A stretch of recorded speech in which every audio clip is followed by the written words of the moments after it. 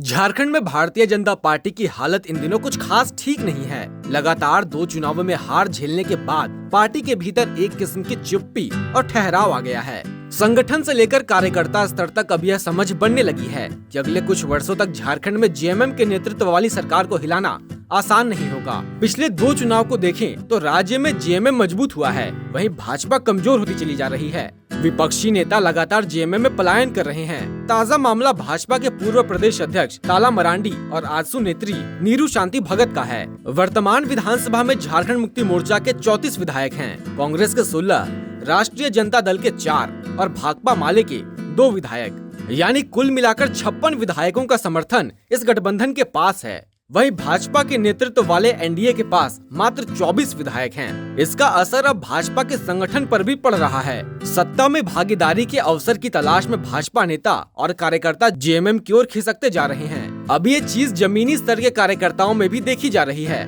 और इसका सबसे ज्यादा फायदा झामुमो को शहरी क्षेत्रों में मिल रहा है। जेएमएम पारंपरिक रूप से ग्रामीण और आदिवासी इलाकों की पार्टी मानी जाती रही है। खुद मुख्यमंत्री हेमंत सोरेन कई बार यह कह चुके हैं कि उनकी सरकार रांची से नहीं बल्कि गांव से चलती है।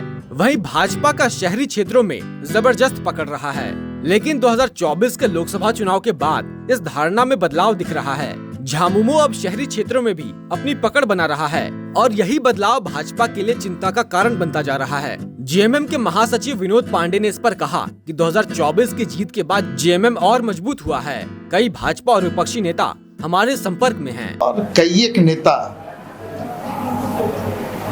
भारतीय जनता पार्टी सहित अन्य दलों के भी झारखंड मुक्ति मोर्चा में शामिल होने के लिए वो लगातार संपर्क में है।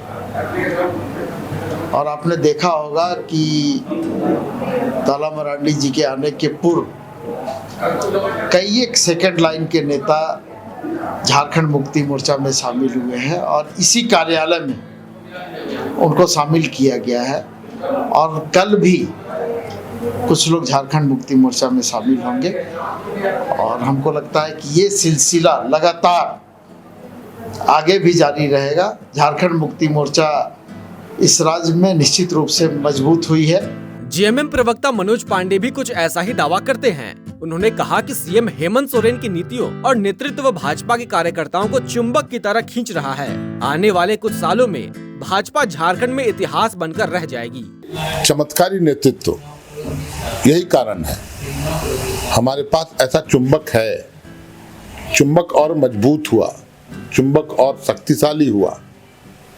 हमारे नेता को जितना प्रताड़ित, जितना परेशान किया गया, अंततः उन्हें जेल भेज दिया गया, लेकिन इतिहास गवाह है कि झारखंड मुक्ति मोर्चा के नेताओं पर जब जब इस तरह के दमन हुए तब तब पार्टी और मजबूत और निखार के साथ आगे बढ़ी है।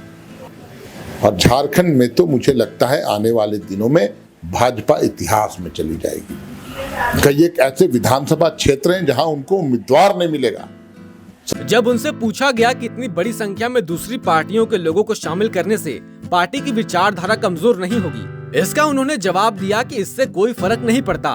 उनकी पुरानी सोच बीते कल की बातें हैं। देखिए, मैं आपको बता दूं, स्पष्ट कर दूं, जो भी लोग हमारी दल में आ गए वो हमारे नेता माननीय हेमंत सोरेन जी, कल्पना सोरेन जी से प्रभावित होकर हमारी नीति जो झारखंड को उन्नति के शिखर पर ले जाना है उससे कहीं न कहीं प्रभावित होकर आ रहे हैं।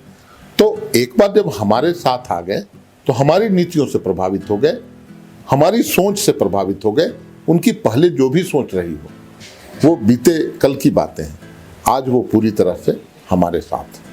भीतर ही भीतर भाजपा भी यह मान रही है कि राज्य में उनकी स्थिति फिलहाल कमजोर है, लेकिन भाजपा प्रवक्ता प्रतुल नाथ शाहदेव इसे संघर्ष के दिन मानते हैं। उन्होंने कहा कि भाजपा ने अपनी चुनावी राजनीति 2 सांसदों से शुरुआत की थी। विपरीत परिस्थितियों में संघर्ष करना भाजपा की मूल पूंजी है। देखिए, हम तो उस समय से हम लोगों ने शुरुआत की थी अपने पॉलिटिकल इनिंग की, जब हमारे सिर्फ 2 सांसद थे 1984 में, और उसके बाद हम 3 बार केंद्र में सत्ता में रह चुके हैं।